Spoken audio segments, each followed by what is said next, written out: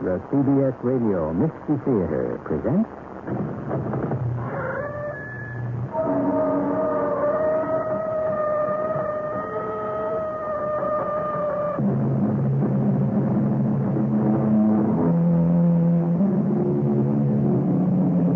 Come in. Welcome. I'm E.G. Marshall. Nemesis was the goddess of reckoning and retribution. At her hand, those who committed murder would suffer by the very destruction they had set into motion. At her hand, a killer was paid in his own coin, a crime that devised its own punishment. Is the theme of this extraordinary tale by Mr. Henry James that you're about to hear. A tale of Nemesis. Madame, you have lived a protected life. You have no idea of what goes on here at the waterfront. Are you a fisherman? A stevedore? Not anymore. I have better ways of making a living. What is your name? I may have an undertaking for a strong man with no conscience. Will it pay well? Very well. Come to the docks anytime, day or night, and just ask for Emile. This Emile. They will find me.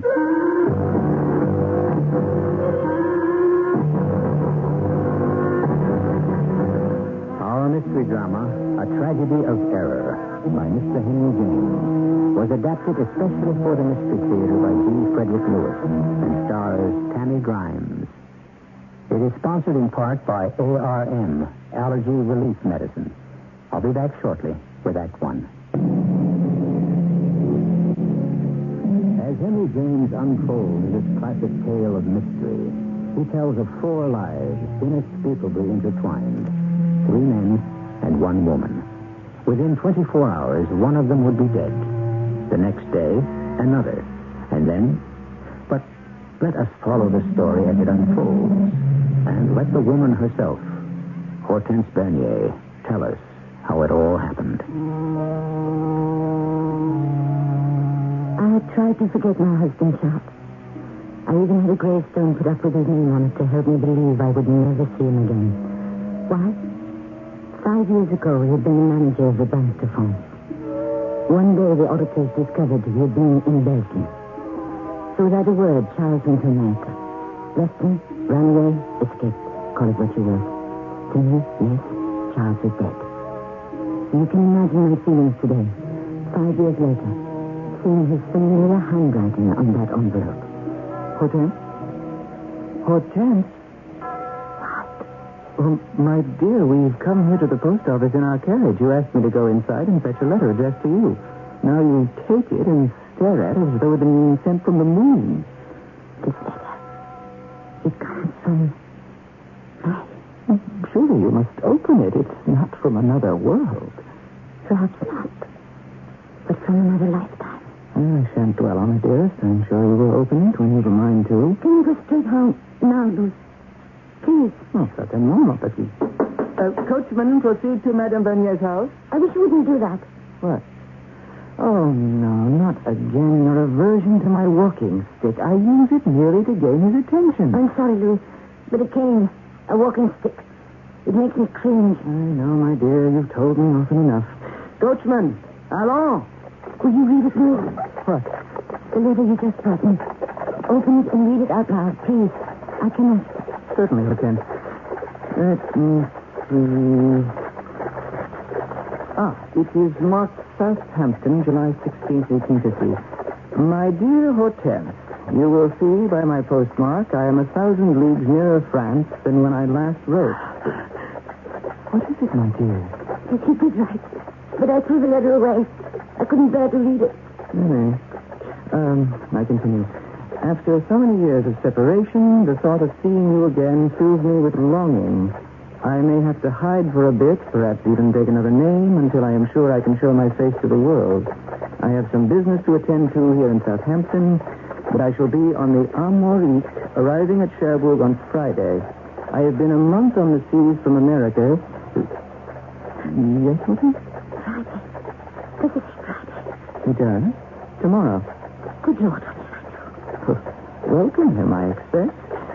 It is not often given to a woman to welcome her husband after 5 years' absence.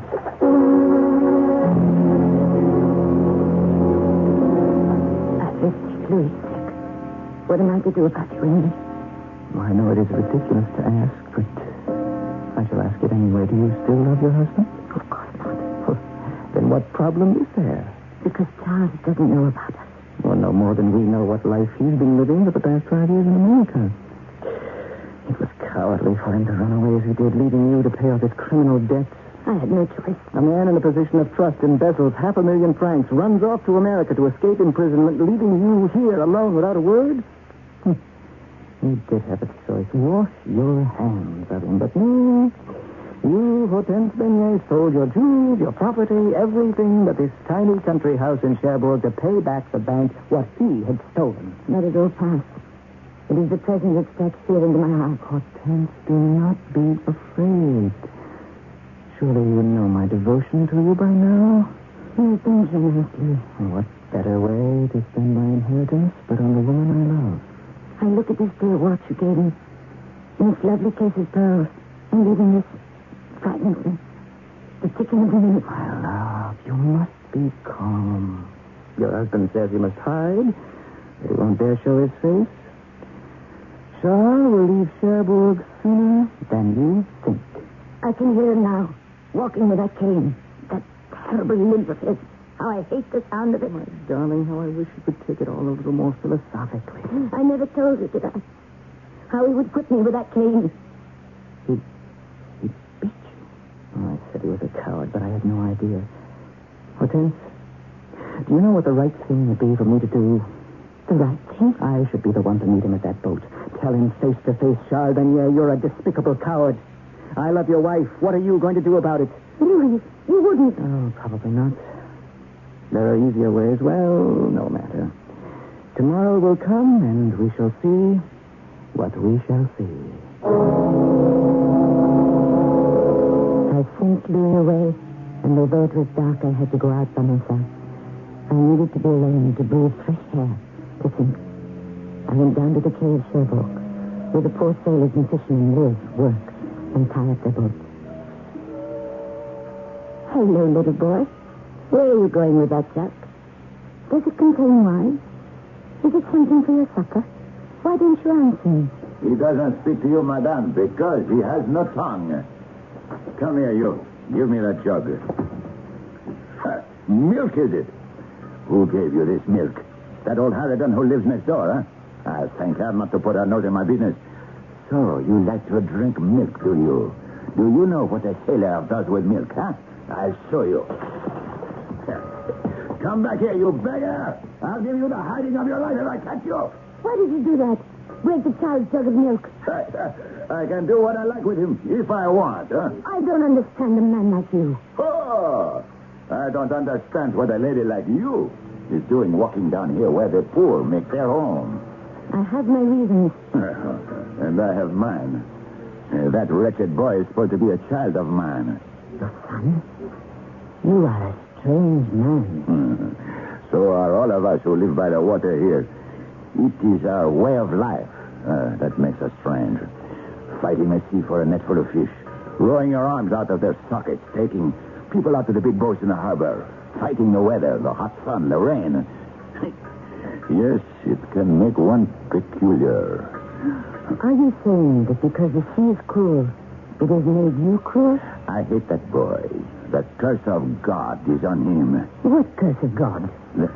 That stupid oaf cannot talk and can hardly hear.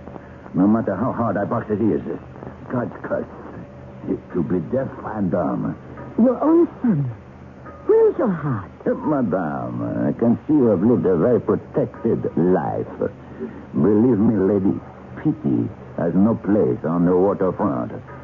Are you a stevedore? A fisherman? Not anymore.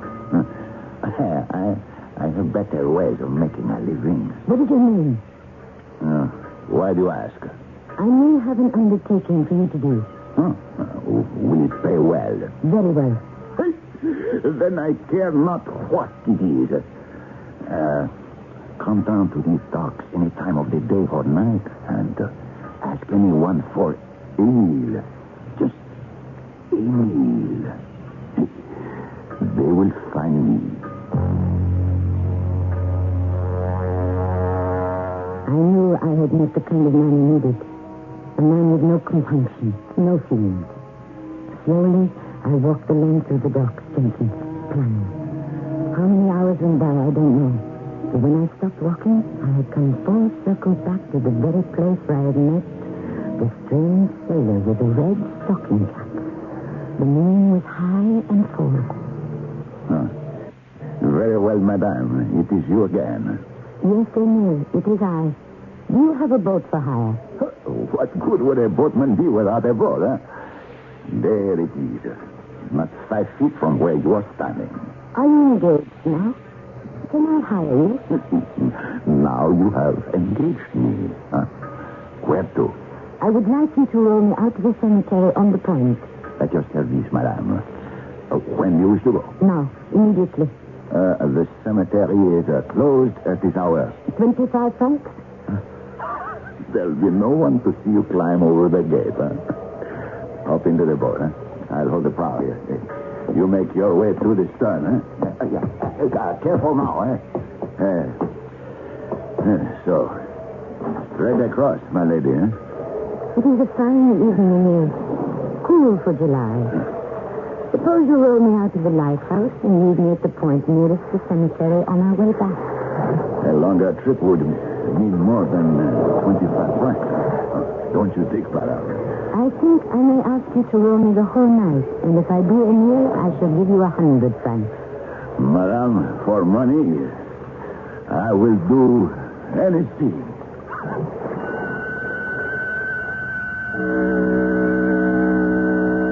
100 francs. Hortense Bernier will pay the boatman with a red stocking cap to row her into the harbor of Cherbourg. She called him strange. Her request seems even stranger. The moon rides high, and in its pale light, somewhere between Southampton and Cherbourg, a steamship is carrying Charles Bernier to the woman he had deserted 5 years ago. I'll be back shortly with Act 2. What do we have here?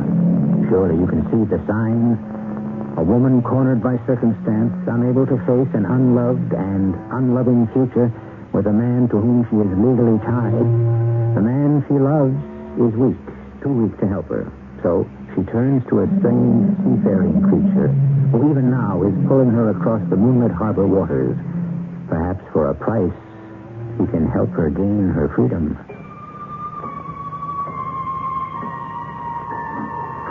I looked carefully at the man round. He was about 40, sullen, his face and hands between his paws. His eyes appeared dead. Anything for money, he had said. I believed him. There are men in every hovering showboat like that. Men without conviction or conscience. Why do you stare at me like that, madame? I was wondering why you were rowing with such strength. You will tire yourself before long. The current is treacherous here. I must keep rowing until we are past it. You appear very strong. You should have seen me 20 years ago. Even 10. Before I met up with a she-devil. You know what I have eaten today, huh? Shall I tell you? Please do. A piece of black bread and a salt herring. Down to the tail. I wasted nothing. Except a jug full of milk. Why do you keep talking of that, huh? Why did you turn so against your own flesh and blood? Who says he is? No matter. I don't want to talk of it. Money. And that is what people like yourself have. Not those like me. Why don't you get some work that pays better? I do what I can. I have no choice. 50 casks rolled from the ship to the storehouse means 10 francs. It also means the possibility of a crushed hand or a dislocated shoulder. You know what it is, madame, to have no choice. Yes, I think I do. Here in Cherbourg, to lift and row with my arms is the only work I can do. Why don't you go to America? America. No, my lady. No leaps in the dark for Emil. But there are steamships now that sail from Cherbourg in the Havre to London and then to New York, America. Well, you could work on such a boat and get yourself a free passage. You have it all planned, don't you? I have been to America already. You've been there? To Brazil, to Mexico, California, and the West Indies, and Asia, too. And China, and India. Life at sea is a dog's life. How so? The things I have seen, the mean traits. We are nearing the cemetery point. You wish me to tie up the boat and wait for you, huh? Yes, please. So you have seen mean tricks? Not played any yourself? I gave what I got. I carried my knife with the best of them. Snap. It opened. I drew it just as quickly and plunged it just as deep. Let me see your knife. Here. A beauty, isn't she? And I have the scars. If you want a lady, I'll show you. On the other hand, you would find quite a few marks of my knife on a good dozen Spanish hides. I gave as good as I got. Is it it? Are we here? Oui, the loading dock of the cemetery. Yes, madame. I shall wait for you. Thank you. We were talking about that, and there it lies in front of us. I found my way to a familiar gravestone and stood beside it. It said Charles Beignet, and then the date. 5 years ago, when I returned to my little house in Sherbrooke, alone, I had the stone made because I wished that Charles lay under it. Why have you come back, Charles? I will not be able to bear the sound of the tapping of your cane. Madame, what is it? Nothing. My lady. Nothing. My lady. A graveyard at night is no place for the living. I think we should go back. No, wait. It was only I thought I saw something. Someone. But it's not. I can't say I like it here. Are you afraid, Emil, to sit with me on the grave? No, I'm not frightened. You have never put a man out of the world, then? Oh, yes. Are you horrified? In Spain, yes, but not here in France. In South America, in those countries, when a man makes life insupportable, what do you do? Oh, my God. I suppose you kill him. You kill him. Madame, did you say 100 francs? It could be much, much more. Tell me, Emil. You find it hard to get along in the world. I can help you. What can you do? I will trust you and reward you. Madame had a piece of work for me. Are you a bold man? Bold enough. To commit a crime? You wish disposed of. You know the steamship Amolik will arrive tomorrow morning early from Southampton. I have rowed out to her many times to bring back passengers. I know all the operators. What time will it be in the harbor? The tide will not be high enough for her to cross the bar and come in till noon. I expect the arrival of a person. A man. He is the person. The person whom you wish to get rid of. It is just an owl. Madame, do you have a plan? The person in question will be impatient to land upon me. If he can get a boat, he will be sure to come ashore right away. You mean my boat? Oh, Lord! Madame, don't cry. Don't cry. We will come to an understanding. You want me to finish him on the boat? Is he an old man? No. My age. Yes. Pretty. Well, that is not so easy. He could have... He's lame. A mellow man. A lame man. Good. It will serve me to let me know which passenger he is.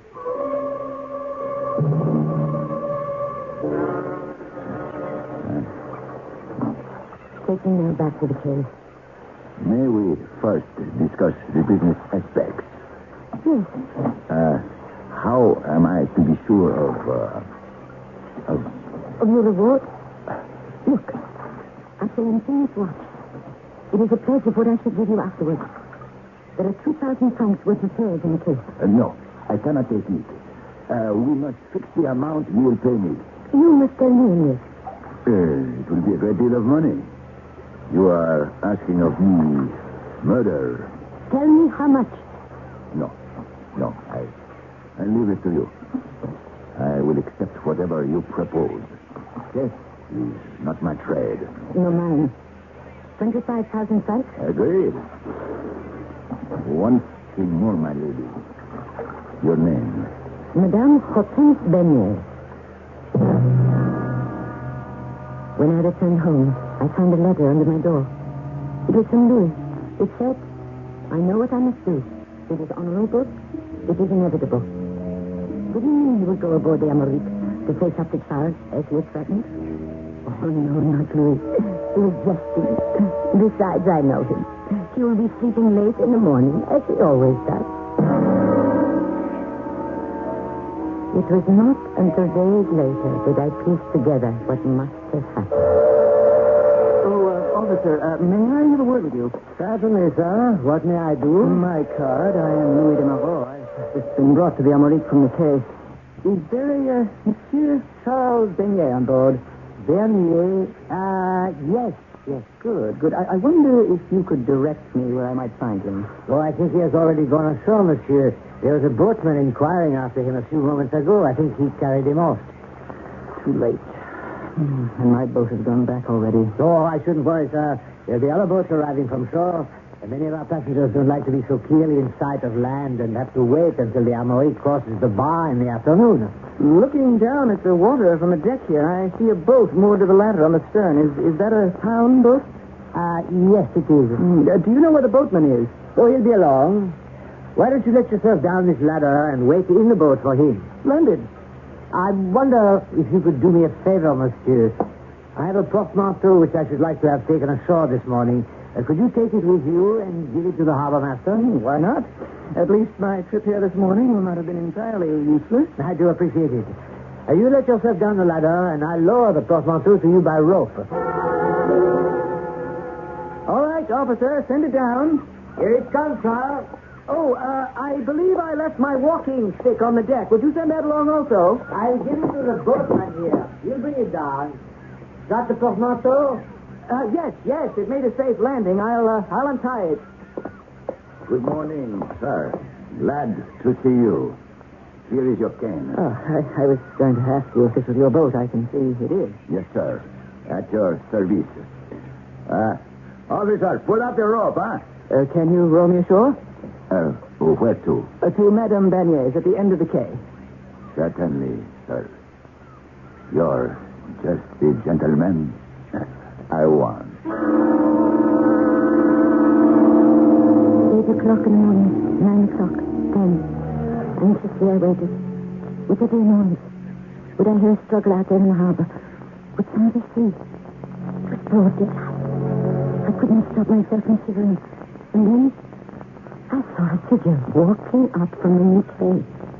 He waved something. It was a man. He came closer. Hortense? Hortense? Is it you? He waved again. With a cane in his hand. A cane. The man moved close, limping. But sorry.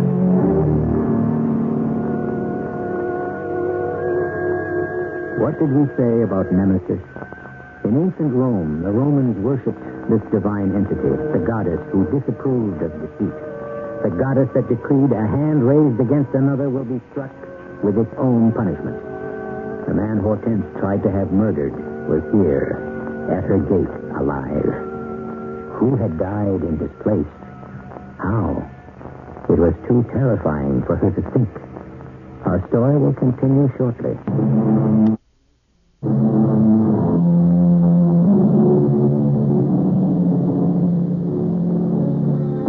Before we begin Act 3, a word about the great and prolific author Henry James. By the time he was 45, he'd already written 10 novels and 100 short stories. This story, about Hortense Bernier, her lover, her husband, and her fate, was James' very first story, written when he was 21. as unforgettable as his last. Now, to our reunited couple, Charles and Hortense. I can't remember. Does it often get so chilly on a July night? I'm glad you need the fire, Hortense. I felt very cold myself, Charles. It must be 9 o'clock, my dear. The familiar and restful sounds of France. I miss them. I love them. You must be tired, Charles, after that long sea journey. 5 years. It's hard to believe, eh? 5 long years. I must say, my dear, you have not aged 1 minute. In fact, you are lovelier than I remembered you. What say you? No answer from my dear wife. After all, you don't receive compliments like that every day. I seem much older than the morning long ago when I awoke and you were gone. My dear child, you're not going to bring up the past again, are you? Are you? Oh, Charles, there is no use in pretending. Pretending? What are you talking about?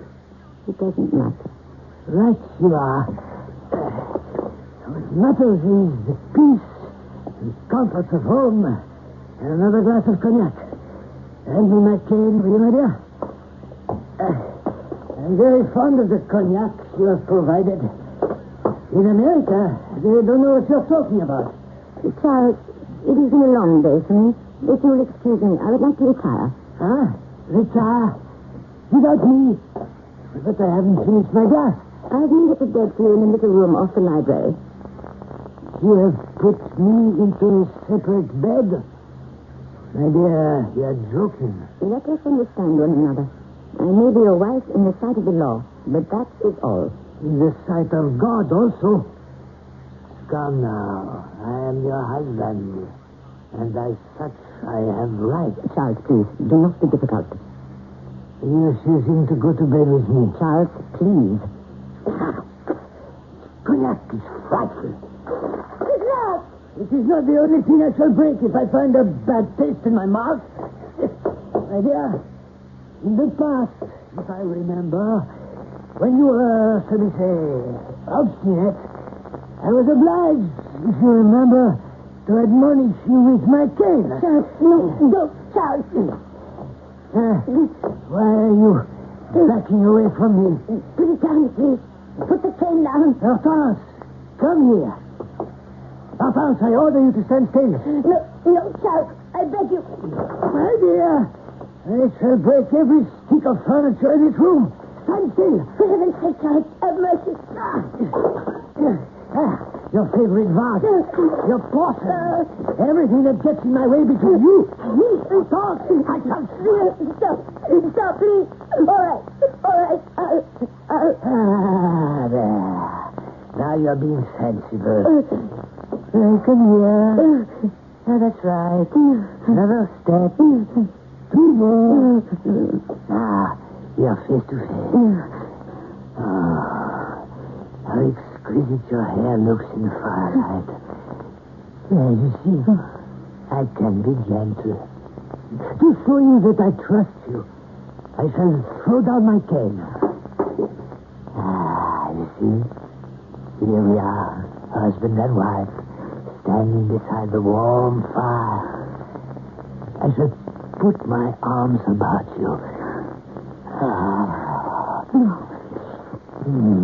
Now you kiss me. Yes. Oh, your sweet softness. Oh, yes. I'm falling. Oh, my head. I'm bleeding. Blood on my eyes. I can't see. Help me up. My foot is doubled up under me. Hortense, help me. Help. Oh, my head. Everything is swinging. My head. I pushed him from me and he had fallen in front of the fire. I couldn't bear to stay in his sight another moment. I ran upstairs and got my cloak. Hortense, help me. I put my hands over my ears and shut from my mind the sight of all that blood in the stone house. Somehow I ran from the house. And the next thing I knew I was inside the tool shed, shutting the door behind me. All night I sat there, in terror. In the morning, as though in a nightmare, I found myself walking towards the quayside. I I could see a crowd on the beach. What were they looking at? Move along there. There's nothing for you to see, only a body that's been washed ashore. Oh, Madame, I would not look over there if I were you. I told you, Madame, not to look. A drowned man is not a pretty sight. It was me. I stood rooted to the spot. I could not move. No, drowned. I felt numb and dead. All was so hopeless. What was the use to go on living? What for? I felt someone's hand on my shoulder. Madame Bernier, What? lean on me. I will help you. Oh, yes. Thank you, sir. Don't you know me? No, you.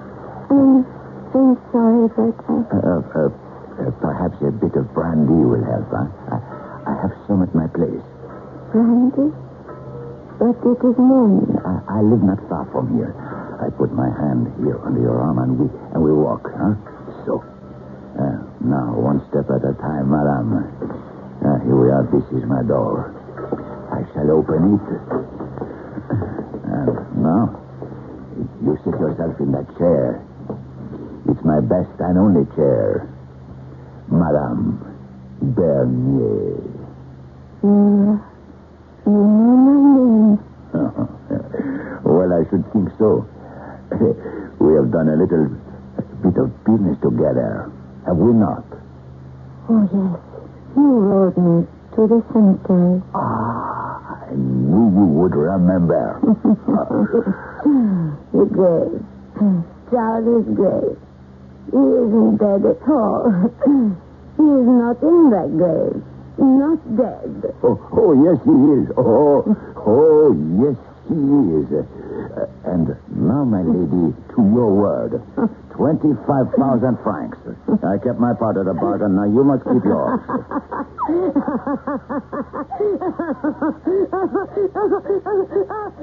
You killed the wrong man.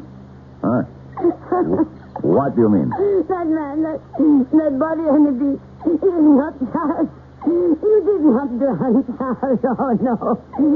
Charles is dead. It was I who have killed him. Madame Bernier. It is you who should pay me. I left him to bleed to death in my house. I warn you, this is not time to play tricks on an old wise sailor.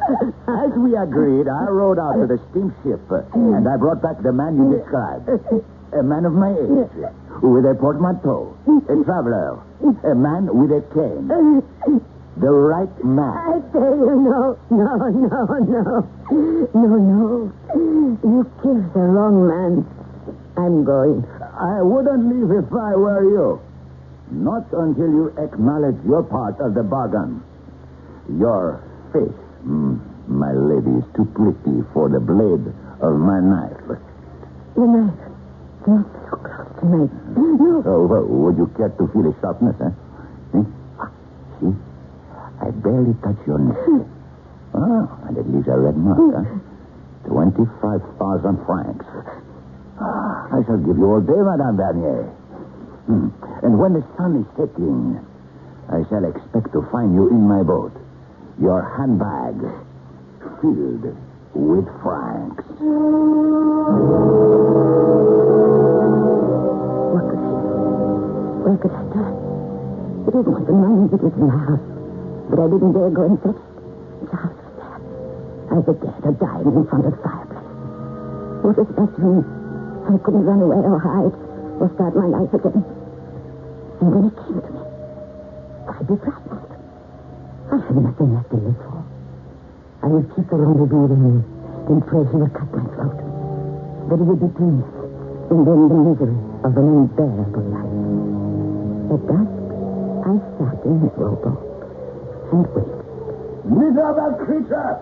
Get away from me, child. I don't want you here. Go somewhere else, huh? He was beating that poor little deaf and dumb child again.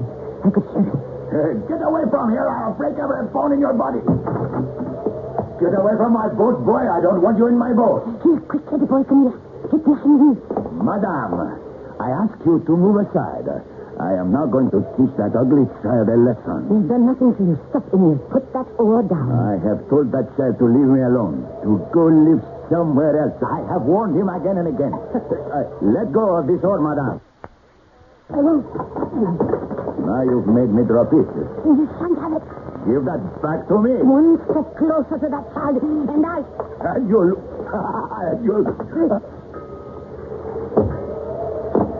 You must keep right away with the one. You mustn't interfere. Your father won't hurt you anymore. I knew I had killed him. The eyes staring up at me with the same eyes on the face of Louis washed up on the beach.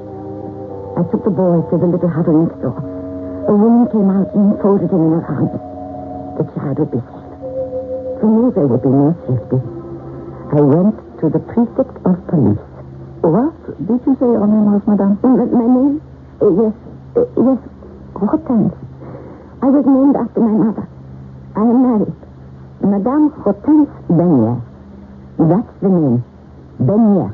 Madame Benier, I regret we've kept you waiting, but we have had another fatal accident on the quayside. I have to take deposition. It was I who killed him. Are you all right, madame? It would require a person of great strength to lift one of those oars. 12 feet long, solid oak. I can barely lift one myself. I was the woman. It was I. But you are small and frail. How could it have been you? Furthermore, why did you feel it necessary to come here and make such a confession? Because it is so. Wait, just a moment. I have an expensive pearl-studded watch which was found on the body. Is it by any chance your own? Yes, it is my watch. So you see, I was with him. I was there, so I could have killed him. No, not so fast, dear lady. On the face of it, yes, it could have been your watch. But the other? No. Germain finished to persist with this so-called admission of guilt, Madame Benier, then you must also furnish me with a reason, a motive. It was because of the boy.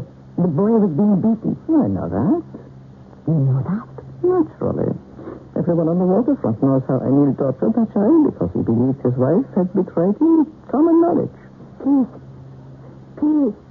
I wanted him dead. There is nothing for me to live for. I have killed. You must punish me. Excuse me. Someone to see me. Ah, yes, I'm glad you came. Madame Benier is here.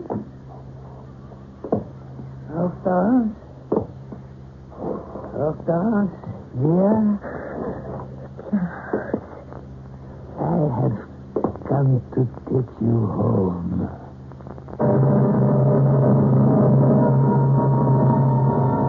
And so the curtain falls on the third act of a tragedy of error. But has it fallen for the last time on Hortense Benier? Is it the end of her story? We rather think it is only the beginning. A lifetime of marriage to a man she hates. Caught like a fly in the web of a spider. Nemesis. I shall be back shortly.